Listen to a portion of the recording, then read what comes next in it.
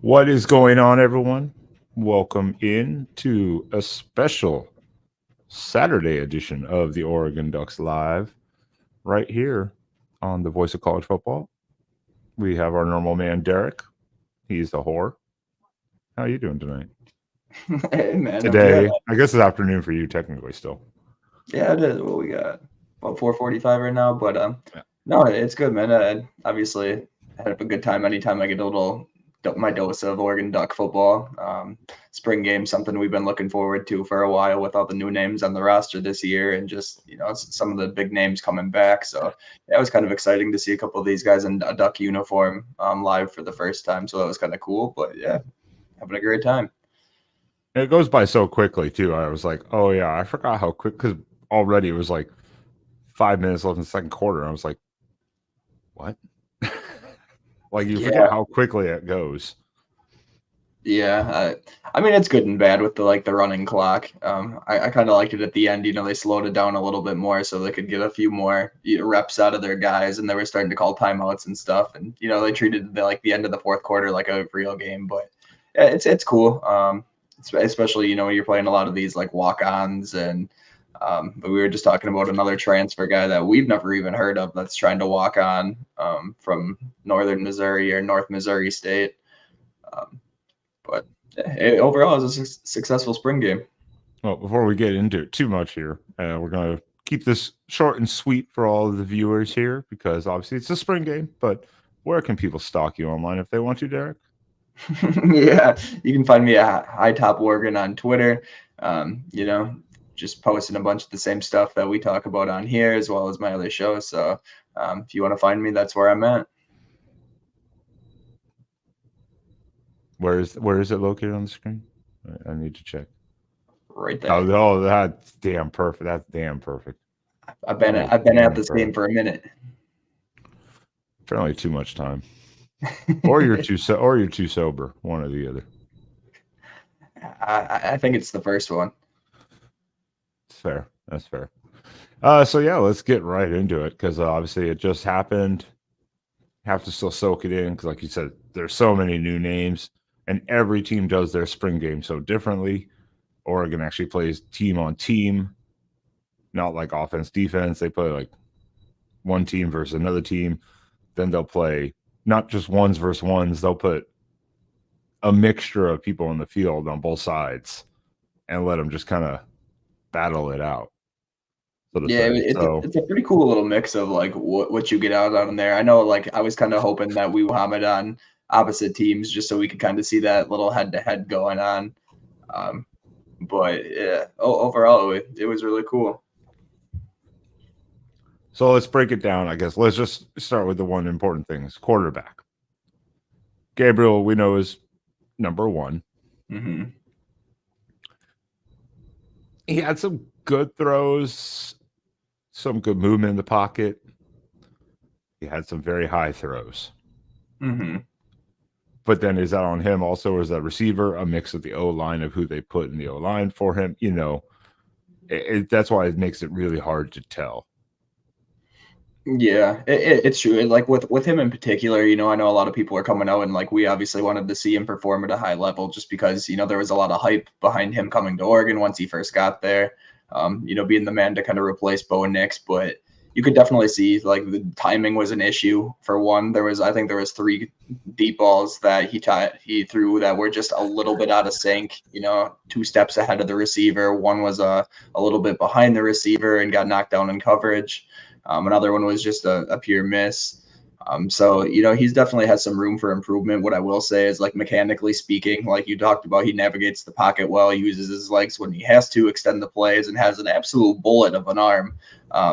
As I saw over them there in the chat, the guy had the ball just jumps out of his hands, which is something that we've seen from our great quarterbacks, the Herberts, the Mariotas, even the Bo Nix. It just has that little extra pop coming out of our hand, and that's something we see from Dylan Gabriel there. But he had an up and down performance overall. It was not bad, but like I wouldn't really read too much into it. He's going to be the QB1 of this team.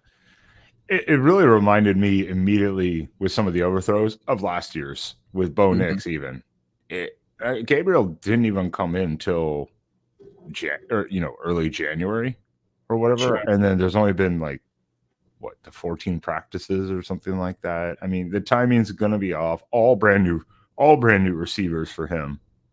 Yeah, New O coming into line. a new system, an entirely new playbook. It's a whole new roster that hasn't even been here for the most part. Like your Evan Stewarts, that's not going to look extremely crisp. They haven't really trained together. They haven't spent time together. They're still learning the offense together. So it's important to keep in mind that this is basically a glorified practice. These guys are definitely still learning, but it's what you're looking for is kind of like the fundamentally speaking, kind of how quick they're moving, how fluid they are, and in terms of that stuff, the important things. I think Dylan Gabriel looked every bit the part that we thought he's going to be. He's going to have a major year for the Ducks here. Yeah, and again, it happened last year. We talked. I remember saying it was last year. Bo Nix still did the same thing. He overthrew some guys sometimes, and I was like, something's off. And that was the second year with Franklin, even. So I was like, they'll clean it up. But exactly, I mean, the mix too of again D line versus O line. Is that going to be the set O line, or is that going to be the set D line? We're not 100% sure. That's the whole point. They want to test it out and see what they get. Dante Moore looked pretty sharp. Not too bad. Didn't do anything crazy, but didn't also put the ball at risk, which was big. Yeah, honestly, in my opinion, I think Dante Moore was the most consistent quarterback of the day. Like you said, he didn't do anything crazy in terms of, it's not like we were seeing him just blow open the coverage over the top and, go for long touchdowns. But what he did really well was extend the plays. He made the right reads almost every time. That's something that I know, was kind of a critique of him at UCLA was, he's kind of a first read type of dude, like knows where he wants to throw it before the snap takes place. And you kind of saw him going through that progression, even in the spring game. So that's pretty encouraging to see there. And, he was smart enough to know when to throw the ball away as well. So I honestly, like, he was the most impressive, consistent quarterback of the day for me. I know a lot of people are high on Austin Novosad for all the right reasons, and we'll get into that one here in a second. But in terms of that QB battle, I definitely still see it as a Dylan Gabriel, a Dante Moore, and then an Austin Novosad. Like I know a lot of Duck fans are like, Austin could be two, could be. That's not what I'm saying, but he has the benefit of being in the system 2 years consecutively now, where these guys are 14 practices in. And the talent gap, wasn't made that apparent on the field today. So I don't know. We'll see it play out over the spring and summertime. But when all said and done, I still think that's kind of how the depth chart's going to fall in the QB room. I think so too. But I will say Novosad was pretty sharp on the field. He he threw the pick. They said don't do it, live another down. But I think it was third down anyways. So it was almost like a punt. And that was just good safety play and good coverage, which we'll talk about the secondary in a minute. Overall, though, Novosad looked pretty sharp, but actually so did Moga. I was actually really surprised by Moga. I didn't realize he was actually a runner either. Yeah, that's a little read option. What he's notorious for. That man's got some speed. You saw that touchdown over the left hash. All of a sudden you see Luke Moga in the frame, kind of coming and celebrating Bryce and Cobbin's long touchdown. But yeah, he looked every bit the part. The ball jumped out of his hands too. He looked really good for a true freshman, albeit being a spring game. Overall, that entire QB room was very, very sound. Yeah, which people have said that potentially for the Big Ten, especially going in this year, Oregon has the best quarterback room overall. And I think today that we saw even the backups, we were like, oh, yeah, I would not be hesitant to plug and play. I don't think a couple of them, like maybe in years past, we'd be like, oh, crap. Yeah, I don't think that's going to be a problem this year. I mean, realistically, there's so much depth there. I think, obviously, I see Luke Moga redshirting this year. Regardless of where he and Novosad are, which I liked how he played today. Obviously, I just don't see that being the case where like depth chart wise, they're gonna burn one of his red shirts. So I bet you he'll redshirt this year. But the other three, we'll see in action for sure. Yeah. Oh, yeah. Well, and we're going to talk. We barely saw him. Yeah. I mean, Thomas is a walk on from Eugene. I didn't even know he's actually from Eugene, but until they said that, I was like, oh, okay. But yeah. Oh, yeah. He is redshirt. He is redshirting this year. That is for sure. Well, or did he redshirt last year? Yeah, I don't know. He might have burned his red shirt. I mean, regardless, we won't. He'll be a He, squad dude. yeah. He's deep on the depth chart. I think he's that hometown kid. Like, hey, I can walk on here, play football, and get a scholarship, and that's great. He still showed some flashes. There were some good things he did too, though. Yeah, he threw a couple of really nice balls today, actually. I think he had what 3 series where he ended up getting an opportunity out there, but I don't think you didn't want to look at him and instantly think like, oh, this kid is, a high school walk on from Eugene. Like he looks like he could be a formidable quarterback at a slightly lower level competition wise, but yeah, he looked solid. Yeah, I think the position group though that I was actually most impressed with, and which is not a surprise, but maybe in the sense of the lack of presence of a specific Noah Whittington in the running Mhm. back room. Um, he was not there on the field at all. No. So I don't know what's going on with him. Some people in some streams I was watching said, "Oh, he's still recovering, so they're taking it easy on him." But I'm like, to not see him at all was a little alarming. Yeah, I don't think I read too much into it. Um, Obviously, we're kind of still over like the scholarship limit. So you're kind of thinking like portal wise, like if that running back room is that deep, something's got to give. Could he go be the guy somewhere else? I don't see that happening personally. I know there's a lot of people speculate about anything, and obviously, first reaction's an overreaction. Um, but I'm sure he'll be back. I do know he has been rehabbing his injury. That he's been back making contact at practice again, which is like a positive sign, but it doesn't necessarily mean he's ready for like in-game action per se. Um, who knows Yeah. though? I have a feeling that'll be addressed in the post game with Dan. Yeah, because I was amazed they weren't mentioning it on the thing. Plus, when they said returning players, they showed a little clip of highlights. He wasn't Mm-hmm. on there. Yeah. That was kind of also a little bit alarming. Like, why isn't he being listed, even though he's not playing? Kind of like, the return. But as the other running backs, Jordan James, of course, he's number one, Mm-hmm. no matter what. Jaden Lamar, pretty impressive. He came out, he had some nice stuff. Yeah, he did. You can tell he got a lot bigger physically. I remember last year, he'd get his snaps in there, and he looked every bit of like a true freshman. This year, it looks like he bulked up a little bit. He looks like he's running a little more aggressively. I made a really nice catch on the sidelines in the pass game. Overall, yeah, he's going to get his snaps. I think that running back room is going to be so rotational. Jordan James, he'll definitely get the bulk of the carries. But kind of like last year, we're going to see a committee behind him, and we will see him often. That's a very, very good room. I'm avoiding saying him because so I'm talking about the other guys first. Is Kenyon Sadiq? Where was he most successful? The sweep runs.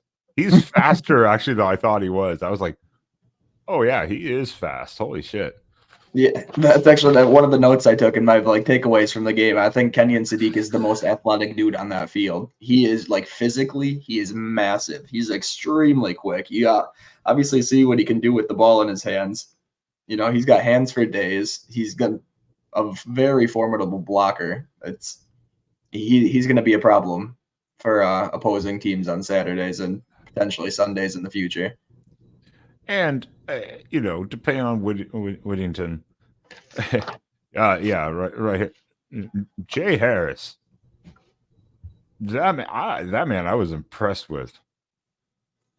He did like Yeah. a one-handed grab catch. He was tough to tackle. That dude's a load. He's so big physically. It's like I don't know if we talked about it on last week's show or what, but he's literally the same size in terms of height and weight as like a Saquon Barkley. Like that's kind of like the build he has. Obviously, there's some differences there. But just in terms of like the physique and how the stature of them both they're very similar in that regard. But yeah, the man like mentioned in the comment here, he's always falling forward. He's a big load. Like rarely did we see the first contact be the man to bring him down. He used his hands a lot better than I think a lot of people expected. I know he wasn't a major factor in the pass game where he was at his D2 location in Missouri, but it looks like that they're going to try to work him into that pass game, and I definitely think they found their like short yardage goal line back too. He's that big dude you need. He's got that big frame, and that's something that Oregon doesn't really have in their running back room currently. Jordan James is not small, but he kind of takes it to the next level. And someone that wasn't even he's not even on like the technical depth chart report outside of past 3 was what was his name? Hassan written. Oh yeah. The man almost got decapitated on the field, then came back and he made some good cuts. Kilohana Hassan-Ritter. Yeah. There we go. Yeah. That man, like the first carry he had, it was like, okay, like, that's one of their walk-on dudes. And then all of a sudden I'm like, this dude's played like 4, 5, 6 different series now, and he's making plays. It's not like he's out there playing nothing but 3s and 4s. He's out there making plays against starters. So, I mean, he's obviously, we're probably not going to see him get any major snaps this season, but at the same time, that it really just like goes to show you how deep that running back room is. It is deep right now. Wide receiver, again, we'll go with wide receivers. The O-line, it was hard to judge because they were mixing and matching it to really, I think, test people. Same with like the D-line. It was really hard. The D-line had some really good plays where they collapsed the pocket a lot. But also at the same time, it was a touch quarterback sack, so you couldn't really see them like, could they finish the play? So that's really why it's hard to gauge the O-line, D-line, like the winner, loser of that battle. It's kind of hard to gauge. But the D-line did collapse that pocket quite a few times.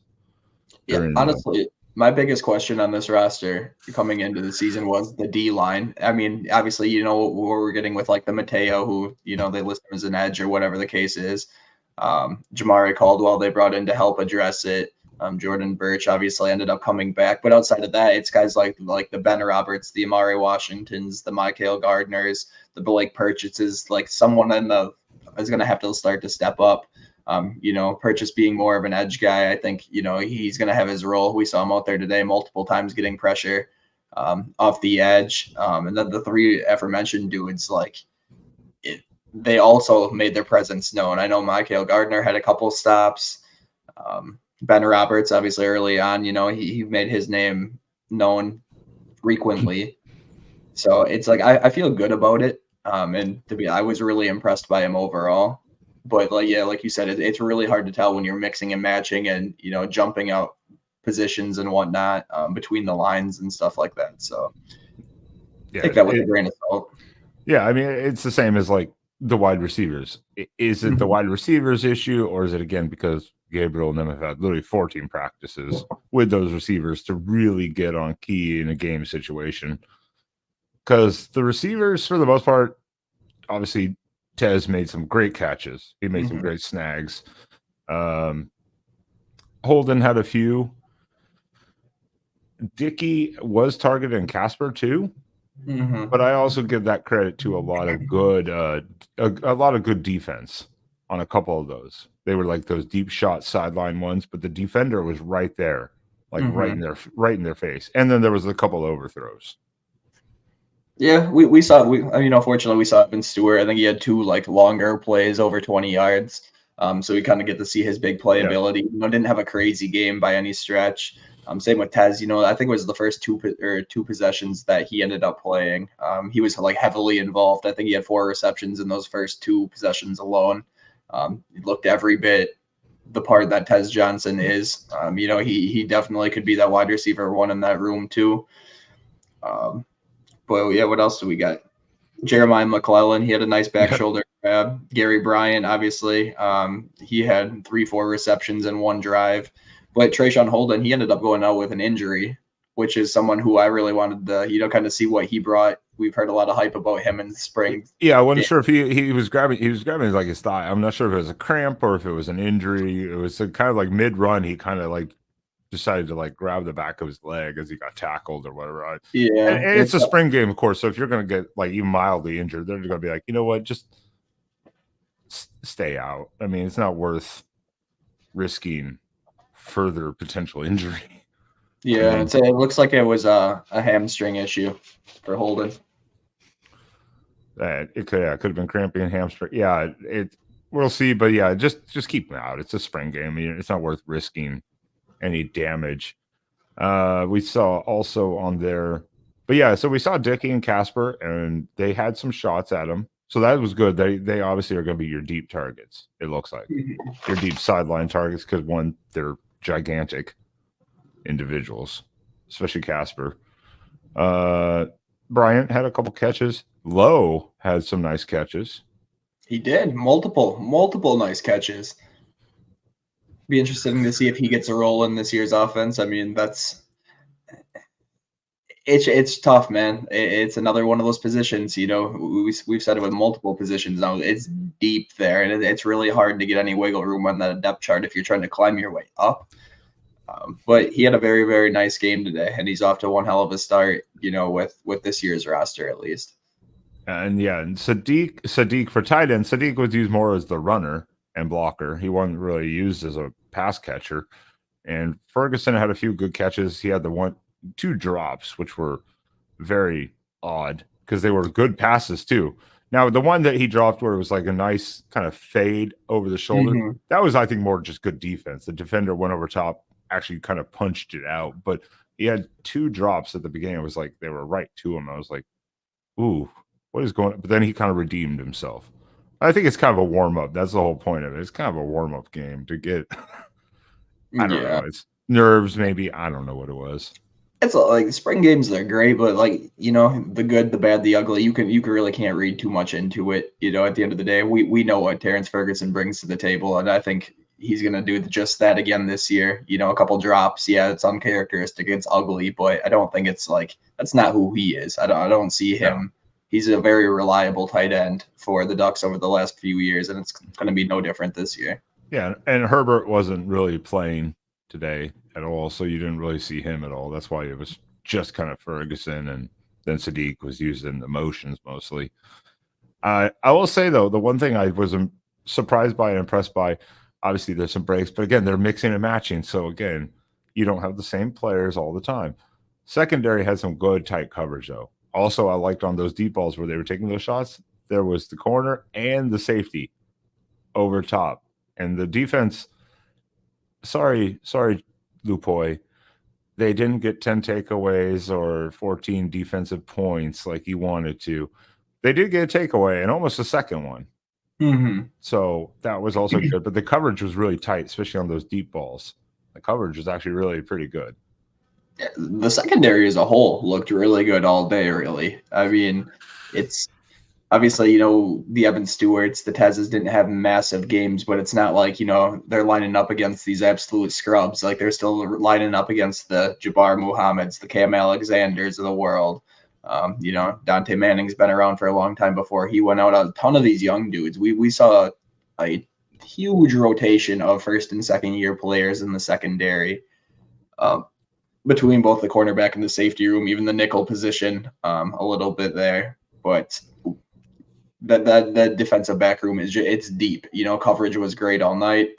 They're fundamentally sound, and you know, like we said, they're only 14 practices in, so this is just like the very, very, very bottom of what we're going to be seeing and what this team's potential is going throughout this year. Yeah, I think that's a big thing. Like we said beforehand, there were so many names where they were like this player, and we're like, who? Like it was hard to keep track sometimes because it was just so many new names and new faces. We're like, oh, wow, yeah, we've got to remember this roster all over again. Yeah, like, I mean, all over again. It's tough enough, you know, memorizing a lot of the stuff about like the 85-man roster, scholarship roster, and then we're talking about some of these walk-on players and non-scholarship guys, and I'm like, it's tough out here learning damn near 100 names. Yeah, there's a lot. I mean, we talked, you know, basically some minimal D-line stuff. Birch played a bit. You know, some of the plays they specifically ran away from him. so he didn't have like a huge impact. Some of them when they were talking, Mateo, he had a few plays in there, but again, I think they were really getting the new guys in. Bassa really wasn't in there a whole lot for whatever reasons. Maybe it is just to get the new guys in there, give them even more time. But yeah, I mean, there's just so many new players, but overall, a lot of the plays that were missed were not necessarily bad defense or scheme. It was just an amazing play by like the running backs, especially there were some cuts in there that just threw off the defender completely. Yeah. And then they would run for a touchdown, a couple times. I was like, ooh, yeah, that'd be tough to stop. Yeah, see, I thought it was crazy because obviously you go online, you see social media, you're gonna see people, critique it. Oregon's a pretty popular spring game to watch, and I saw certain people, and they're talking about how Oregon looked flat and disappointing, and X, Y, and Z based off the spring game. Well, first off, someone's gonna look good, someone's gonna look bad, and spoiler alert, they're both on your team. To me, at least personally, like what I think a bad spring game would look like is if the offense turned the ball over 100 times. We saw a ton of missed tackles. There were blown assignments. The O line is porous. But we didn't see that. Everything that we saw, sure, it might not have been like a crazy high scoring game. And we might not have been seeing big play after big play. But if you've seen big play after big play, somebody's getting burnt. Somebody's not doing their job. But what we did see is a very fundamentally sound game. Blocks were being executed, smart decisions were being made by the quarterbacks. The holes were being hit by the running backs. We weren't seeing any drop balls. We didn't see a ton of missed tackles. We obviously saw a couple, but mind you, we're also seeing a ton of walk-ons and guys, playing for scholarship positions on that team. So it's overall, I thought it was a great spring game in all aspects of it, really. Special teams wise, kicking was. No extra points missed. A nice long field goal there. 49 yards. We like to see that. Yards. We'd love to see that. And he had leg for more too. So it's they something I've never said. I don't know if any Duck fan has ever said, but our kicking room is actually quite deep right now. I'm very optimistic about this season. Yeah, it's the kicking game. I mean, we only saw one attempt really. But yeah, to hit 49 yards pretty cleanly says you could probably hit it from 50, 51. So that's something that's obviously quite impressive one for a Duck fan who we know after Camden's spirit got broken last year.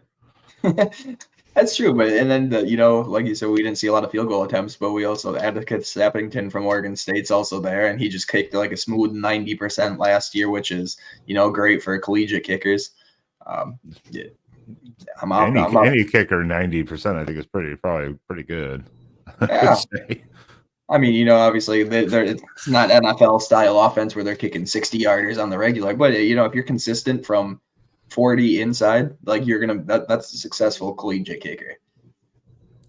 And I like the aggressiveness at the end doing they didn't need to do it because obviously one team had the lead, but they're like, 2-minute drill, we want more points.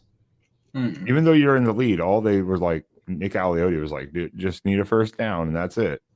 And they were like, nope, we're going for it. Play action out of the end zone, deep shot, Yeah. Like, why not?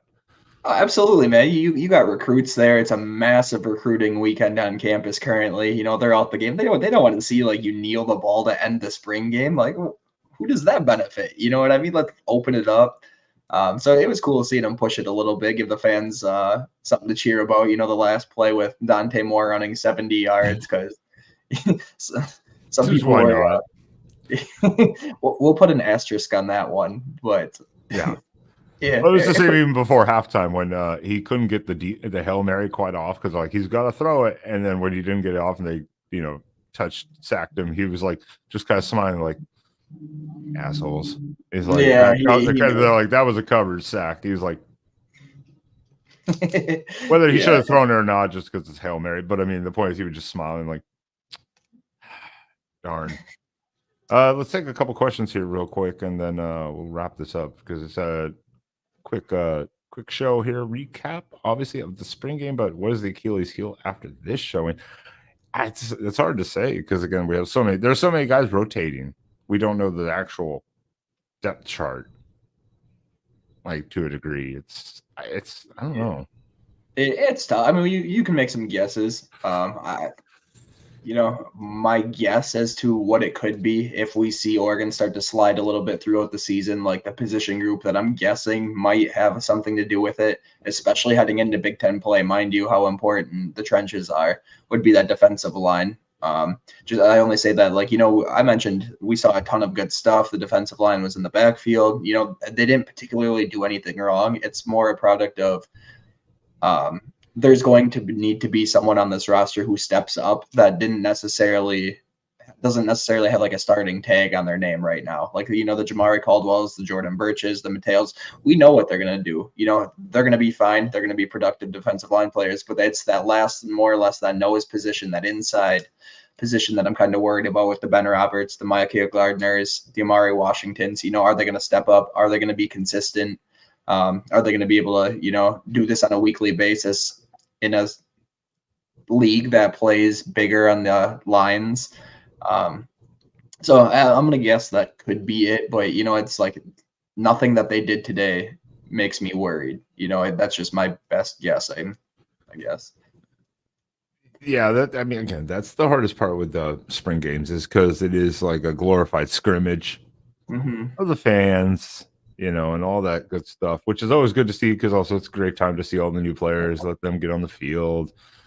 And we saw a lot of good things from different people, but a real weakness that's tough because, again, especially the way Oregon does it with mixing the teams the way they do. Just because the defender blew past the O-line or something, does that mean it was a misassignment? The O-line's not as good? Or does that mean that defender's just really good against the number 3 or 4 depth O-lineman?